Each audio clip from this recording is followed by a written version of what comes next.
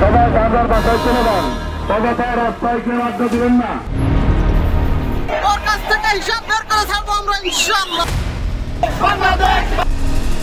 5 August সকাল 10টা গণভবনে হাজির করা হয় 3 বাহিনীর প্রধানকে। কিছুটা ধমকের সুরে হাসিনার প্রশ্ন, পুলিশ ভালো করছে তাহলে আপনারা কেন পারছেন না? তখন আইজিপি জানান, পরিস্থিতি যে পর্যায়ে গেছে তাতে পুলিশের পক্ষেও আর বেশি সময় এরকম কঠোর অবস্থান ধরে রাখা সম্ভব নয়। আর সেনাবাহিনী সাফ জানিয়ে দেয় তাদের পক্ষে বিপুল ছাত্র জনতার উপর গুলি চালানো সম্ভব নয়। তখনই বুঝে যান পরিস্থিতি বেগতিক। কিন্তু কোনোভাবে ক্ষমতা ছাড়তে হবে এই কথা মানতে নারাজ দীর্ঘ 16 বছর ক্ষমতা আঁকড়ে ধরা শেখ হাসিনা।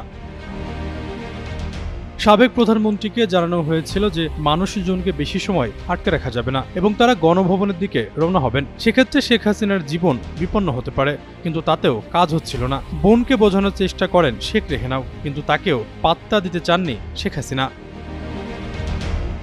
এক পর্যায়ে বিদেশে থাকা সজীব ওয়াজেদ জয়ের সঙ্গে ফোনে কথা বলেন প্রশাসনের এক শীর্ষ কর্মকর্তা। জয়কে বোঝানো হয় ছাত্র জনতা গণভবনের দিকে রওনা হয়েছে, যে কোনো সময় প্রাণ বিপন্ন হয়ে যেতে পারে, কোনো উপায় থাকবে না, হাতে সময় খুবই কম, যা করার দ্রুত করতে হবে। এরপর জয় তার মায়ের সঙ্গে কথা বলেন। অনেক বোঝানোর পর শেখ হাসিনা পদত্যাগে রাজি হন,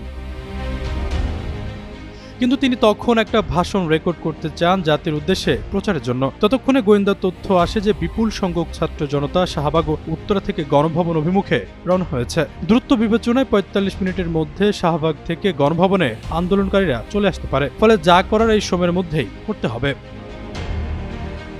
শঙ্কা ছিল ভাষণ রেকর্ড করতে দিলে গণভবন থেকে বের হওয়ার সময় নাও পাওয়া যেতে পারে। এই বিবেচনায় শেখ হাসিনাকে ভাষণ রেকর্ডের সময় না দিয়ে 45 মিনিট সময় বেঁধে দেওয়া হয়। এরপর ছোট বোন রেহেনাকে নিয়ে তেজগাঁয়ের পুরনো বিমানবন্দরের হেলিপ্যাডে আসেন শেখ হাসিনা। সেখানে তাদের কয়েকটি লাগেজ উঠানো হয়। তারপর সামরিক হেলিকপ্টারে করে ছোট বোন সহ ভারতের উদ্দেশ্যে উড্ডয়ন করেন শেখ হাসিনা। বলা হয় দুপুরের খাবার রান্না করা ছিল, সেটাও খেয়ে যেতে পারেননি শেখ হাসিনা। সেই রান্না করা খাবার খায় ছাত্র জনতা। আশরাফুল ইসলাম, যুগান্তর নিউজ।